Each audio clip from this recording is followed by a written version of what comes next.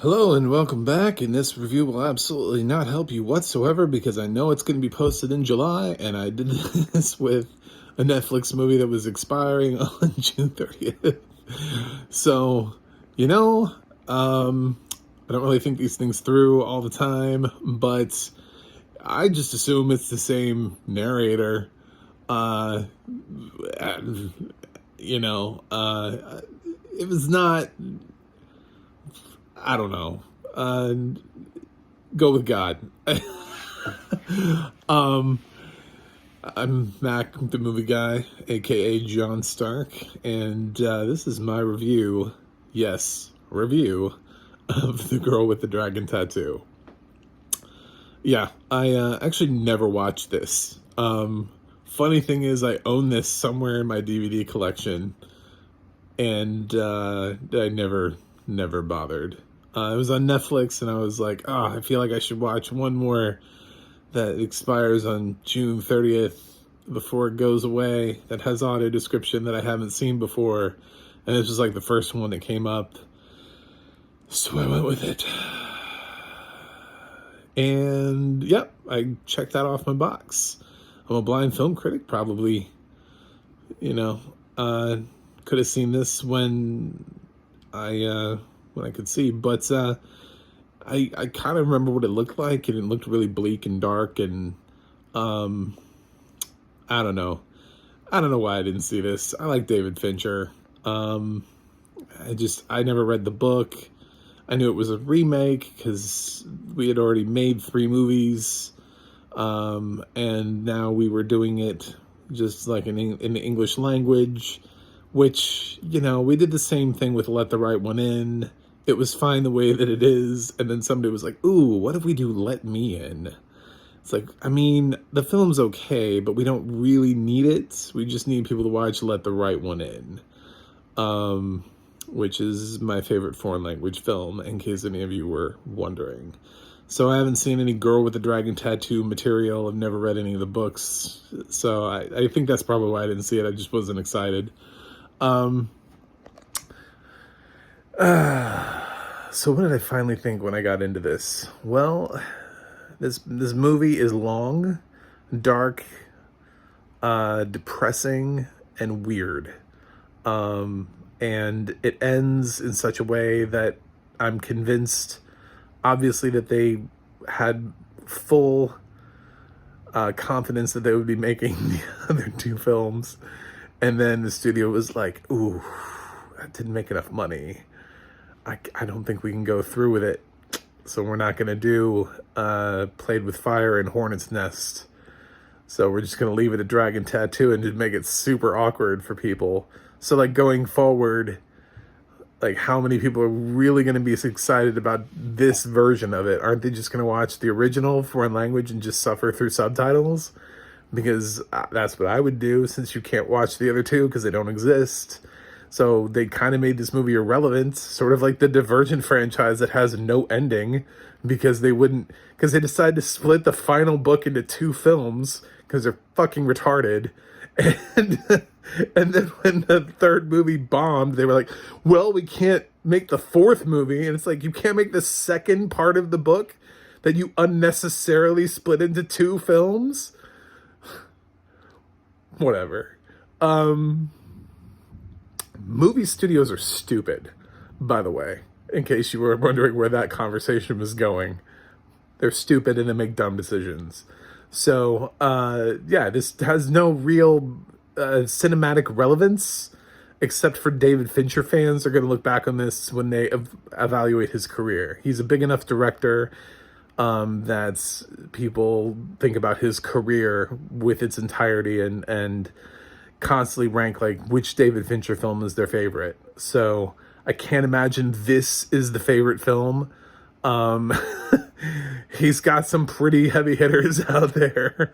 If you picked A Girl with the Dragon Tattoo, I'm concerned that you haven't seen enough David Fincher movies. This is all right.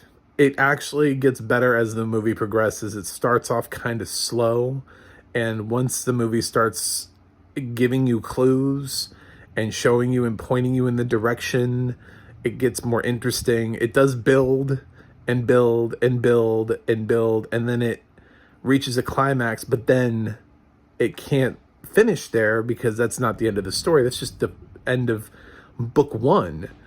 So we have to jump to, this like transition ending where it feels like we're going to be seeing more of them in the future, but we're not going to be seeing more of them in the future. Anyway, good performances. Rooney Mara does a good job here. I can understand why there was hype for her. I'm glad this is not the Academy Award winning performance. I think Rooney Mara has been better since, and will continue to be better. I think Rooney Mara, we still have not seen the best from her. And Daniel Craig is fine. And Christopher Plummer is fine. And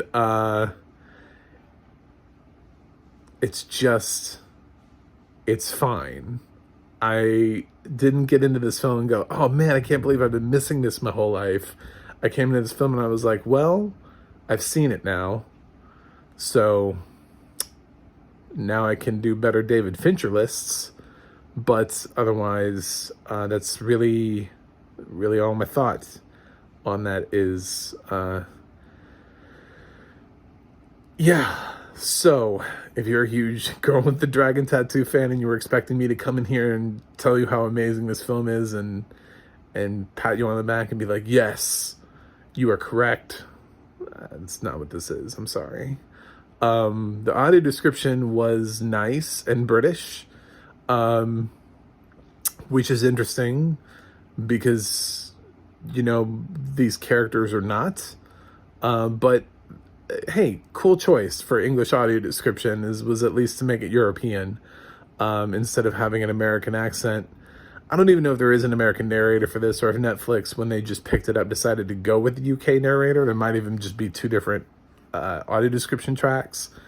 It just depends. I don't know what they did. But if the studio didn't like this movie enough to make the sequels, I don't know that they like this movie enough to make multiple audio tracks for it. So if there is another audio track, it's somebody else probably made it. I'm guessing the studio made one audio track, and that was the audio track that everybody got. That's my review. I don't really have anything profound to say about Girl with Dragon Tattoo, because I didn't read the books, so it didn't let me down or it didn't blow my expectations away. It's not my favorite David Fincher film. It's also not the worst David Fincher film. It probably could have used the sequels, but then again, I don't know that we ever needed this film to begin with, because I think probably the original films were fine. So I would have to see them, but acquiring English audio description for foreign language titles is a nightmare. There's like 0.001% of those films are English audio description described. Anyway, I'm gonna give The Girl with the Dragon Tattoo a C+. It's a positive score for me. That would be technically, but barely. Like, I don't feel like I ever need to see this again. So I don't know why I have this on DVD, because I don't know that I ever will watch it again.